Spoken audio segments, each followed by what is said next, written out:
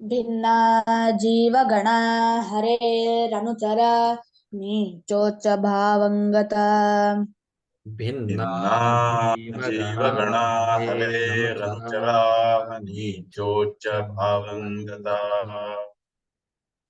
ಮುಕ್ತೇರ್ನೈಜ ಸುಖಾನುಭೂತಿರಮಲಾ ಭಕ್ತಿಶ್ಚ ತತ್ಸಾಧನಂ ಮುಕ್ತೇರ್ನೈಜ ಸುಖಾನುಭೂತಿರಮಲಾ ಭಕ್ತಿಶ್ಚ ತತ್ಸಾಧನಂ ಹೆಕ್ಷಾದಿತ್ರತಯಂ ಪ್ರಮಾಣ ಅಖಿಲಾ ಆಮ್ನಾಯೈಕವೇದ್ಯೋ ಹರಿಃ ಯಕ್ಷಾದಿತ್ರಿತಯಂ ಪ್ರಮಾಣ ಅಖಿಲ ಆಮ್ನಾಯೈಕವೇದ್ಯೋ ಹರಿ ಹರಿ ಸರ್ವೋತ್ತಮ ವಾಯು ಜೀವೋತ್ತಮ. ಹರಿ ಹರಿ ಸರ್ವೋತ್ತಮ ವಾಯು ಜೀವೋತ್ತಮ. Sanjeev sir, you can start.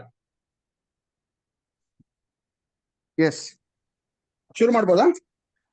ಶುರು ಮಾಡಿ ಪ್ಲೀಸ್. ನಮಸ್ಕಾರ.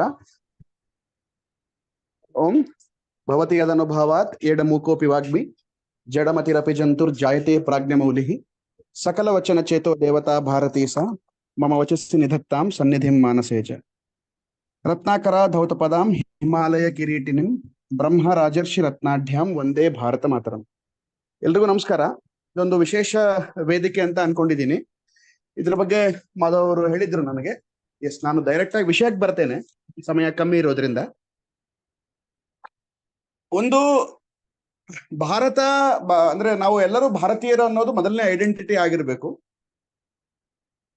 ಅನ್ನೋ ದೃಷ್ಟಿಯಿಂದ ಈ ಈ ನಾವು ಮಧ್ವ ತತ್ವದ ಪ್ರಸಾರ ನಮಗೆ ಪ್ರಮುಖ ಅನ್ನೋದು ಅದು ಮೊದಲನೇ ಆದ್ಯತೆಯ ಜೊತೆಗೆ ನಾವೆಲ್ಲರೂ ಕೂಡ ಭಾರತೀಯ ಅಥವಾ ಭಾರತ ವರ್ಷ ಅಥವಾ ಭಾರತದ ಒಂದು ಭಾಗ ಅನ್ನೋದು ಅದು ಕೂಡ ಒಂದು ಪ್ರಾಥಮಿಕ ಆದ್ಯತೆ. ಆದ್ದರಿಂದ ನಮ್ಮ ಮಾಧ್ವ ವಿಚಾರಧಾರೆ ಒಂದು ಭಾರತದ ಒಂದು ಸಮಗ್ರ ದೃಷ್ಟಿಕೋನದಿಂದಲೇ ಪ್ರಾರಂಭ ಆಗಬೇಕು ಅನ್ನೋ ದೃಷ್ಟಿಯಿಂದ ಈ ಟಾಪಿಕ್ ಅನ್ನ ನಾನು ಆಯ್ಕೆ ಮಾಡ್ಕೊಂಡಿದ್ದೀನಿ. ಯಾಕೆಂದ್ರೆ ನಾವು ತುಂಬಾ ಸಿಂಪಲ್ ಆಗಿದೆ, ಇದು ಬಹಳ ಸರಳವಾದಂತಹ ವಿಷಯ. ನಾವು ಪ್ರತಿನಿತ್ಯ ಸಂಧ್ಯಾ ವಂದನೆ ಮಾಡುವಾಗ ನಾವೇನು ಸಂಕಲ್ಪ ಏನು ಹೇಳ್ತೇವೆ, ಆ ಸಂಕಲ್ಪದ ಒಂದು ಪದ್ಧತಿ ಬಹಳ ಅದ್ಭುತವಾಗಿದೆ. ಸೊ ಅದು ಎಲ್ಲಿಂದನೋ ಕರ್ಕೊಂಡು ಬಂದು ಇವತ್ತಿನ ಸ್ಥಿತಿಗೆ ನಮಗೆ ತಂದಿಲ್ಸುತ್ತೆ. ಅಂದ್ರೆ it is a journey, great journey ಅಂತ.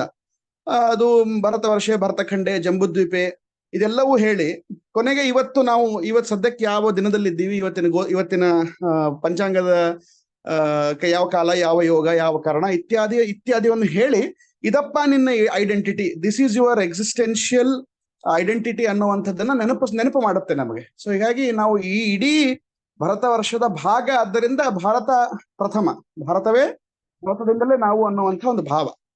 ಇದು ಸಾಧಾರಣವಾಗಿ RSS ಶಾಖೆಗಳಲ್ಲಿ ಇದನ್ನ ಬಹಳ ವ್ಯಾಪಕವಾಗಿ, ಬಹಳ ಒಂದು ಮ್ಯಾಗ್ನಾನಿಮಸ್ ಆಗಿ ಅದನ್ನ ಹೇಳ್ತಾರೆ. ಬಟ್ ಸಂಘದ ಶಾಖೆಗಳಲ್ಲಿರೋ ಸಮಸ್ಯೆ ಏನು ಅಂತಂದ್ರೆ, ಅದು ಈ ಪರಂಪರಾನುಗತವಾಗಿ ಬಂದಂತಹ ಶಾಸ್ತ್ರಿಕ ವಿಷಯಗಳು, ಅಂದ್ರೆ ಶಾಸ್ತ್ರೀಯವಾದ ವಿಷಯಗಳ ಬಗ್ಗೆ ಅವರು ಸ್ವಲ್ಪ ದೂರ ಸರಿಸ್ತಾರೆ. ಯಾಕಂದ್ರೆ ಅವರಿಗೆ ಇಡೀ ಹಿಂದೂ ಸಮಾಜವನ್ನ ಜೊತೆಗೆ ಕರ್ಕೊಂಡು ಹೋಗ್ಬೇಕು ಅನ್ನುವಂಥ ಒಂದು ಧ್ಯೇಯ ಇರೋದ್ರಿಂದ ಅದು ಒಂದು ಹಂತಕ್ಕೆ ಅದ್ರ ಕ್ರಿಟಿಕ್ ಪಕ್ಕಕ್ಕಿಟ್ಟು ಸಂಘದ ಆ ಒಂದು ಕಾರ್ಯಶೈಲಿಯನ್ನು ನಾವು ಅಳವಡಿಸ್ಕೊಳ್ಳೋದು ಪ್ರಾಯಃ ಅದೊಂದು ಒಂದು ಮಾದರಿ ಅಂತ ಅನ್ಕೊಂಡು ಮುಂದುವರಿಯೋಣ. ಈ ಭರತ ವರ್ಷದ ಗ್ರ್ಯಾಂಡ್ ನರೇಟಿವ್, ಅಂದ್ರೆ ಈ ಭರತ ವರ್ಷದ ಮಹಾಕಥೆ ಬಗ್ಗೆ ಸುಮಾರು ಜನ ಆಲ್ರೆಡಿ ಮಾತಾಡಿದ್ದಾರೆ. ರಾಜೀವ್ ಮಲ್ಹೋತ್ರಾ ಅವರು ಸಾಕಷ್ಟು ಅದರ ಬಗ್ಗೆ ಹೇಳಿದ್ದಾರೆ, ಪುಸ್ತಕನೂ ಬರೆದಿದ್ದಾರೆ. The great grand narrative of India ಅನ್ನುವಂಥದ್ರ ಬಗ್ಗೆನೇ ಅವರು ಪ್ರಾರಂಭದ ದಿನಗಳಲ್ಲಿ ಸಾಕಷ್ಟು ಮಾತಾಡಿದ್ರು. ಇದನ್ನ ಬಹಳ ಸಿಂಪ್ಲಿಫೈ ಆಗಿ ನಾ ಹೇಳೋ ಪ್ರಯತ್ನ ಮಾಡ್ತೇನೆ. ಈಗ ನಮಗೆ ಕಥೆಗಳು ಬಹಳ ಇಷ್ಟ. ಈಗ ನೋಡಿ, ನಮ್ಮ ಇಡೀ ಜೀವನದ ಬಹುಭಾಗ ಕಥೆಗಳಿಂದನೇ ಇದೆ. ಅಂದ್ರೆ it starts with story telling is an art.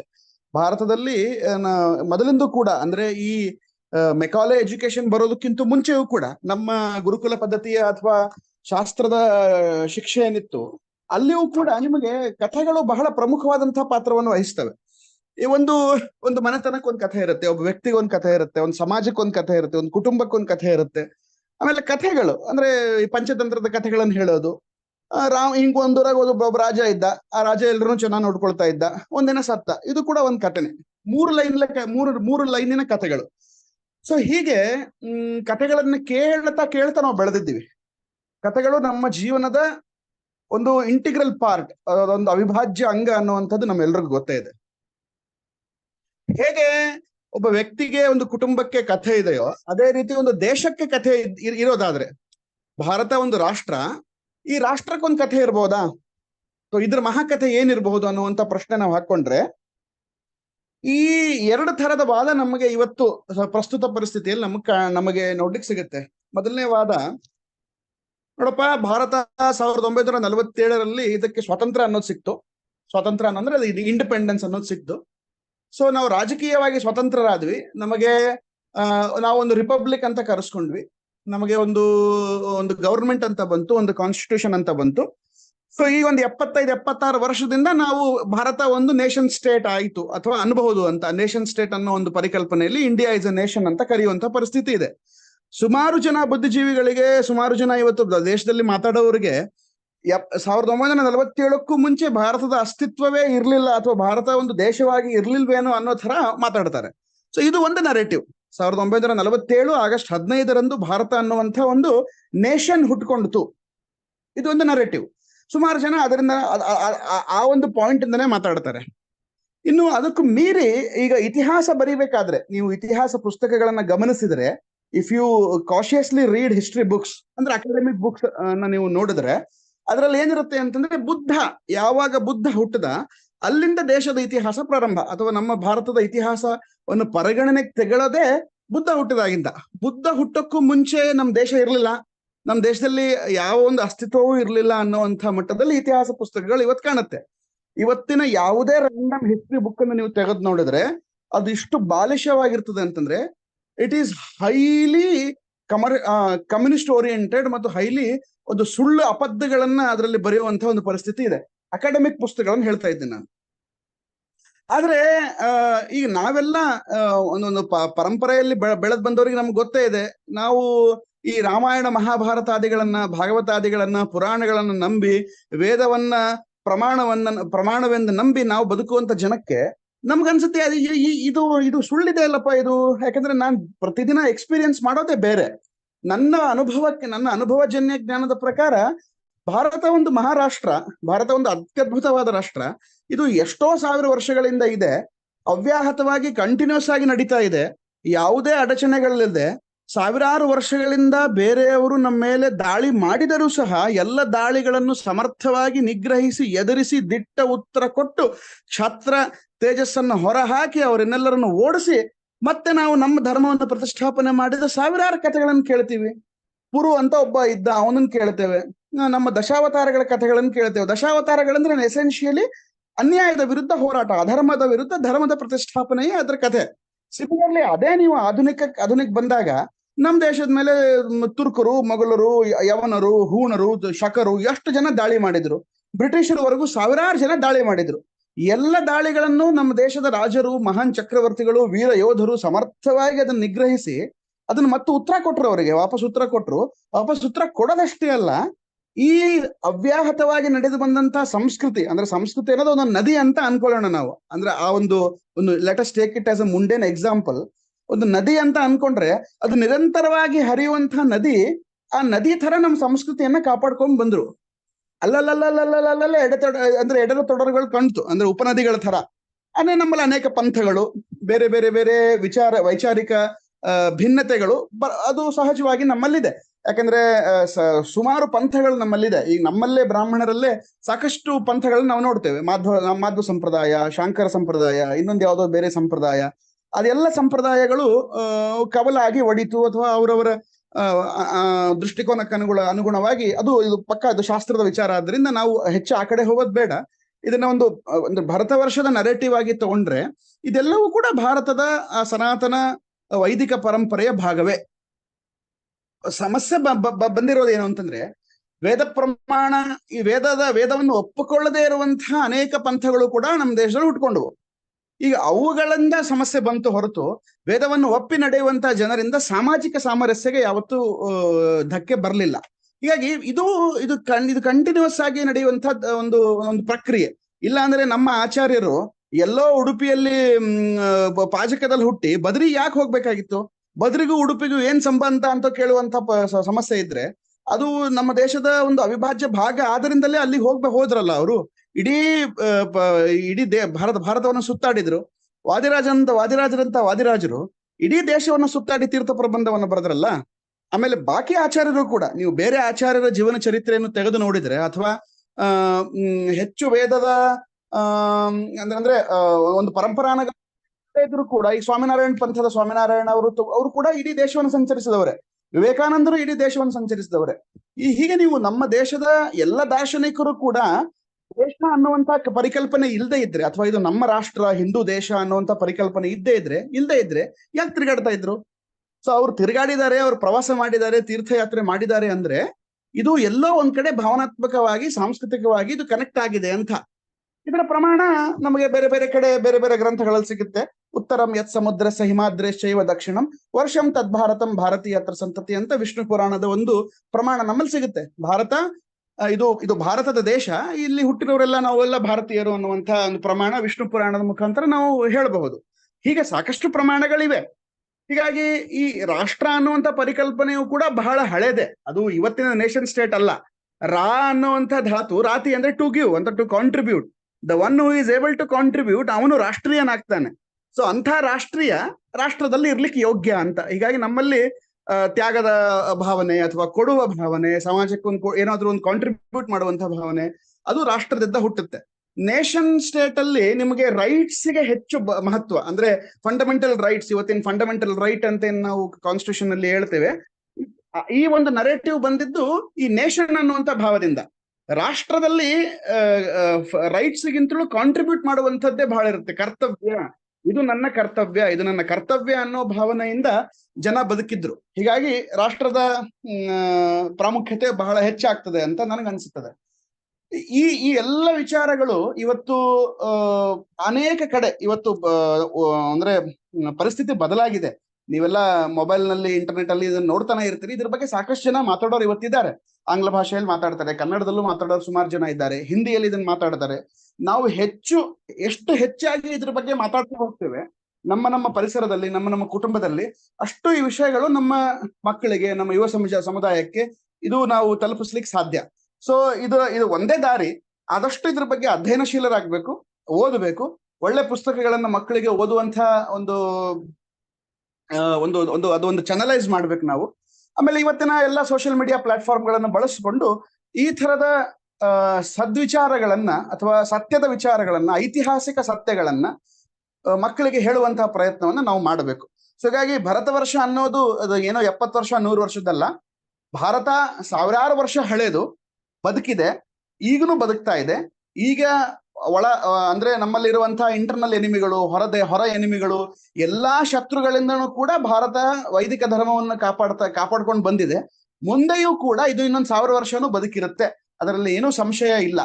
ಹಂಗನ್ ಮಾತ್ರಕ್ಕೆ ನಾವು ನಿದ್ದೆ ಮಾಡೋದಲ್ಲ, ನಮ್ಮ ಕರ್ತವ್ಯವನ್ನ ನಾವು ಮಾಡ್ತಾನೆ ಇರಬೇಕು. ಹೀಗಾಗಿ ಅದರ ಒಂದು ಪ್ರಯತ್ನವಾಗಿಯೇ ಈ ತರದ ಮಧ್ವಾ ಕಾನ್ಶಿಯಸ್ನೆಸ್ ಅನ್ನುವಂಥ ಒಂದು ಪ್ರಯತ್ನ, ಅನ್ನುವಂಥ ಒಂದು ಹೆಮ್ಮೆ, ಆ ಒಂದು ಜವಾಬ್ದಾರಿ ನಾವು ನೆನಪಲ್ಲಿ ಇಟ್ಕೊಂಡು ಅಂದ್ರೆ ನಿತ್ಯವೂ ಒಂದು ಯಜ್ಞ, ಜೀವನವೇ ಒಂದು ಯಜ್ಞ, ನಾವು ಮಾಡುವ ಪ್ರತಿ ಕಾರ್ಯವೂ ಯಜ್ಞ ಅನ್ನುವಂಥ ಭಾವದಿಂದ ಈ ರಾಷ್ಟ್ರ ಯಜ್ಞದಲ್ಲೂ ಕೂಡ ನಾವೆಲ್ಲರೂ ಕೈ ಜೋಡಿಸ್ಬೇಕು ಅನ್ನುವಂಥ ಮಾತನ್ನು ಹೇಳ್ತಾ ಪ್ರಾಯ ಸಮಯ ಆಯ್ತು ಅನ್ಸುತ್ತೆ. ನನಗೆ ಅವಕಾಶ ಕೊಟ್ಟಿದ್ದಕ್ಕಾಗಿ ಮಾಧವ್ ಅವರಿಗೆ ಮತ್ತು ಅನಿಲ್ ಅವರಿಗೆ ನನ್ನ ಕೃತಜ್ಞತೆಗಳನ್ನು ಸಲ್ಲಿಸ್ತೇನೆ. ಚರ್ಚೆಗೆ ಏನಾದ್ರೂ ಅವಕಾಶ ಇದ್ರೆ ಚರ್ಚೆ ಮಾಡಬಹುದು. ನಮಸ್ಕಾರ. Thanks, Sanjeev, for your wonderful thought on overall Bharata Varsha. So as we have we restricted this the time for the whole shaka is for 20 minutes. So we'll continue the discussion in any other shakas also, because this shaka runs daily. So we don't, we can't be, we don't need to be in a hurry. That it's a continuous process. As we this discussion, brainstorming, and sharing the thoughts, all these things will continuously will be there in this platform. In Madhva Shaka, we'll do that. Today we'll wind up with the ending prayer. Yes, Vedesh, you are there? Vedesh is not there. Srisha can continue. Okay, Shrish, you can start the ending prayer. ಹರಿ ಸರ್ವೋತ್ತಮ ವಾಯು ಜೀವೋತ್ತಮ. ಹರಿ ಸರ್ವೋತ್ತಮ ವಾಯು ಜೀವೋತ್ತಮ. ಶ್ರೀಮನ್ಮಧ್ವಮತೆ ಹರಿಪರತರಃ ಸತ್ಯಂ ಜಗತ್ತತ್ವತೋ. ಶ್ರೀಮನ್ಮಧ್ವಮತೆ ಹರಿಪರತರಃ ಸತ್ಯಂ ಜಗತ್ತತ್ವತೋ. ಭಿನ್ನಾ ಜೀವಗಣ ಹರೇರನುಚರ ನೀಚೋಚ್ಚ ಭಾವಂಗತ. ಭಿನ್ನಾ ಜೀವಗಣ ಹರೇರನುಚರ ನೀಚೋಚ್ಚ ಭಾವಂಗತ. ಮುಕ್ತಿರ್ನೈಜ ಸುಖಾನುಭೂತಿರಮಲಾ ಭಕ್ತಿಶ್ಚ ತತ್ಸಾಧನಂ. ನೈಜ ಸುಖಾನುಭೂತಿರಮಲಾ ಭಕ್ತಿಶ್ಚ ತತ್ಸಾಧನಂ. ಯಕ್ಷಾದಿತ್ರತಯಂ ಪ್ರಮಾಣ ಅಖಿಲ ಆಮ್ನಾಯೈಕವೇದ್ಯೋ ಹರಿಃ. ಯಕ್ಷಾದಿತ್ರತಯಂ ಪ್ರಮಾಣ ಅಖಿಲ ಆಮ್ನಾಯೈಕವೇದ್ಯೋ ಹರಿಃ. ಹರಿ ಸರ್ವೋತ್ತಮ ವಾಯು ಜೀವೋತ್ತಮ. ಹರಿ ಸರ್ವೋತ್ತಮ Vayu ಜೀವೋತ್ತಮ. So, as you know, daily health tips for the society or the nation, that we have to be, the family. We have to spend more time, and we have to once in a 15 days we have to spend time in Goshala activities, and should participate and contribute in the Gokulas, and also as you know, as Sanjeev sir today mentioned, we have to contribute to the nation or the nation building. So it may be any, already RSS and the BJP or Modi government is doing a lot of the charity or NGOs stuff. They have already doing it. We should be part of those things, and we should participate in the nation building. That's a health tip for the whole, for the family and for the society and for the nation. And the slogan of the day is Vasudhaiva Kutumbakam. So just I will brief, as Sanjeev sir is there. Vasudhaiva Kutumbakam, as an individual, right? Like there is a sense of responsibility. There is a scope. There is a different scopes for sense of responsibilities. So as an as an individual, I should take care of my my body, my health, my physical health, and the scope, if you increase of the sense of responsibility, right? It will go to the family. Yeah, I have to protect my family, my family thoughts, my all the values which is taken care by the family. And then the next level of scope is the society, and then nation, then the whole earth or the whole universe or the whole nature. That's what the scope of sense of responsibility will increase as things change. Vasudhaiva Kutumbakam specifically came out of the so many experimentations happened in this in this nation, in a philosophical field. There are many experimentation happened, and one of the beautiful outcome of this is Vasudhaiva Kutumbakam. Vasudhaiva Kutumbakam is really indicates that we have, as a whole earth, we should think of one family itself, all human beings, all chetanas. It increases even the level, the scope is from not only from the jada jadatmaka nature, it's completely chetanatmaka earth also. So that's what the whole concept, it came from the Vasudhaiva Kutumbakam came from the Vedic culture, Vedic parampara. So in this why we have to protect our Bharatavarsha?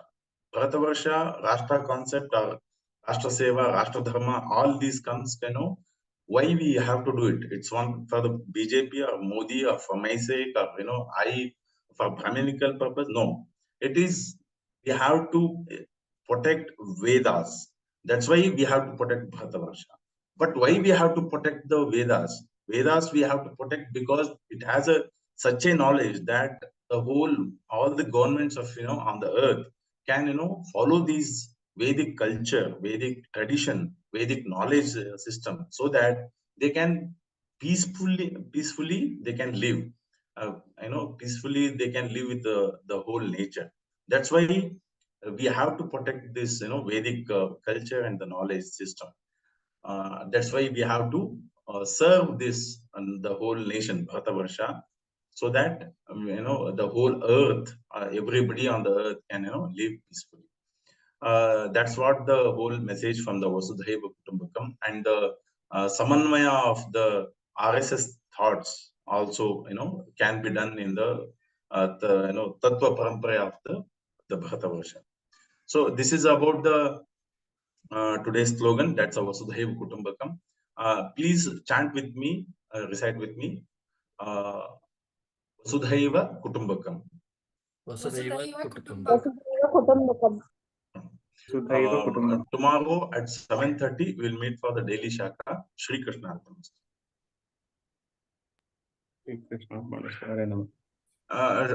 Thanks for Sanjeev coming and giving little bit my time. pleasure, And my pleasure. Next time we will do a discussion also. We'll plan. Definitely, and whenever time permits, I shall definitely join. Sure. Thank you. Sure. Thank you. Thank you.